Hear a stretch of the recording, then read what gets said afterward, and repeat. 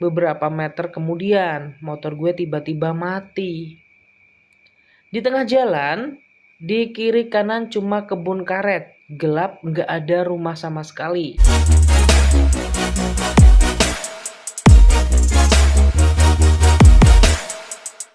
Halo guys, balik lagi bersama gue Rohmadi, dan pada video kali ini guys, kita akan membacakan lagi kisah misteri atau horor yang dialami oleh subscriber gue nih guys. Dan tenang saja, masih banyak sekali cerita-cerita mistis dan juga horor yang dikirim oleh subscriber gue. Masih ada belasan yang akan gue bacakan buat kalian semua ya guys ya.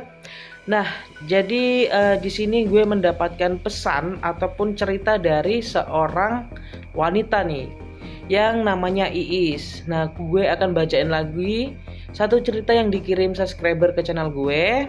Dan kali ini menurut gue ini salah satu yang paling bikin gak nyaman karena kejadiannya di tempat terbuka, tapi rasanya ini kayak terjebak ya. Namanya Iis, dia kirim cerita ini dari daerah Ogan Ilir, Sumatera Selatan. Katanya kejadian ini terjadi sekitar tahun 2023 nih. Waktu dia lagi sering pulang sore dari tempat kerjanya di kebun karet milik keluarganya. Nah, sebelum kalian pahami ya, karena di daerah Ogan Ilir ini kebanyakan kebun karet dan persawitan. Nah, jadi masih di daerah Sumatera Selatan nih ya. Oke, di sini masuk ke ceritanya. Dia bilang, "Bang, gue bisa bantu orang tua gue di kebun karet." Jadi dia itu kebiasaannya membantu orang tua ya. Jadi kita pahami pelan-pelan. Lokasinya agak jauh dari rumah, kalau naik motor sekitar 20 menit. Lewat jalan tanah sama kebun-kebun yang sepi banget. Biasanya gue pulang sebelum maghrib, tapi waktu itu gue telat. Sekitar jam setengah 7 malam gue baru beres, langit udah gelap. Cuma sisa-sisa cahaya senja. Gue sempat ragu mau pulang atau nginep di pondok kebun. Tapi karena besok gue ada urusan, gue mutusin buat pulang aja. Awalnya perjalanan biasa saja, suara motor dan suara serangga malam sama angin yang kena daun-daun karet. Tapi makin lama gue ngerasa suasananya beda bang. Sepi tapi kayak ada yang memperhatiin atau memperhatikan ya di sini ya. Gue coba agak mikir aneh-aneh. Gue coba nggak mikir aneh-aneh sampai akhirnya motor gue mulai pelan sendiri. Padahal gue nggak ngerem. Gas masih gue tarik tapi lajunya turun. Kayak ada yang nahan dari belakang. Gue langsung merinding, gue nengok ke belakang, gak ada apa-apa. Gue gas lagi, beberapa meter kemudian, motor gue tiba-tiba mati. Di tengah jalan, di kiri kanan cuma kebun karet, gelap, gak ada rumah sama sekali. Gue coba starter, sekali, dua kali, gak hidup. Dan di situ gue dengar suara dari arah dalam kebun. Kayak ada yang manggil, "Is," pelan, lirih. Gue langsung diam, nahan napas. Gue yakin banget itu suara perempuan, tapi bukan suara yang gue kenal. Dan yang bikin gue makin takut, di sini bukan suara yang gue kenal, dan yang bikin gue makin takut dia manggil nama gue. Is, sekali lagi, lebih dekat. Gue langsung panik.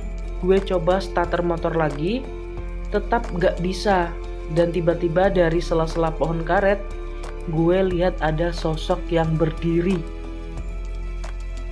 Jauh sih, tapi kelihatan jelas karena kontras sama gelap. Sosok cewek, rambut panjang, pakai baju putih lusuh. Dia diem aja, ngeliatin gue. Gue gak berani gerak, dan pelan-pelan dia mulai jalan ke arah gue.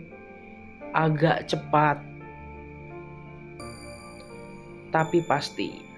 Langkahnya nggak kedengeran. Gue langsung baca doa dalam hati, tangan gue gemeteran, dan anehnya motor gue tiba-tiba bisa di starter, langsung hidup. Tanpa gue ulang berkali-kali. Jadi setelah dia doa itu motornya langsung hidup ya guys ya. Gue langsung gas sekencang mungkin, nggak peduli jalanan berlubang atau apa. Yang penting gue keluar dari situ. Tapi di tengah jalan, gue ngerasa motor gue berat lagi, lebih berat dari sebelumnya. Kayak ada yang narik di belakang. Gue nggak berani nengok, tapi gue bisa ngerasain ada yang duduk dan tiba-tiba dari belakang gue dengar suara pelan. Deket banget di telinga gue, "Is, jangan pulang dulu." Suaranya sama yang manggil tadi. Gue langsung nangis sambil tetap gas motor. Jadi Iis ini ketakutan ya guys ya, di pertengahan kebun karet. Dia itu sendirian dan ada yang numpangi tapi bukan sosok manusia. Gue baca doa keras-keras. Sepanjang jalan suara itu kadang muncul, kadang hilang. Sampai akhirnya gue hampir sampai ke jalan utama yang agak rame. Dan tiba-tiba motor gue jadi ringan lagi. Kayak yang tadi duduk itu turun. Gue gak berani nengok sama sekali. Gue langsung pulang. Besok paginya gue cerita ke orang tua. Dan kapok gue langsung serius. Nah jadi di sini paginya ya guys ya, dia itu cerita sama bapaknya dan juga ibunya. Di sini dia menggunakan bahasa daerah ya. Jadi gue jelasin pelan-pelan. Jadi besok paginya dia itu cerita ke orang tuanya. Dan bapak dia itu langsung serius guys. Katanya di kebun itu dulu pernah ada perempuan yang meninggal. Katanya dia sering dipanggil-panggil orang dari dalam kebun. Sampai akhirnya dia hilang dan ditemukan meninggal beberapa hari kemudian. Sejak itu katanya sering ada yang dengar suara manggil nama. Sejak kejadian itu gue gak pernah lagi pulang malam dari kebun bang. Selalu sebelum maghrib gue udah pergi.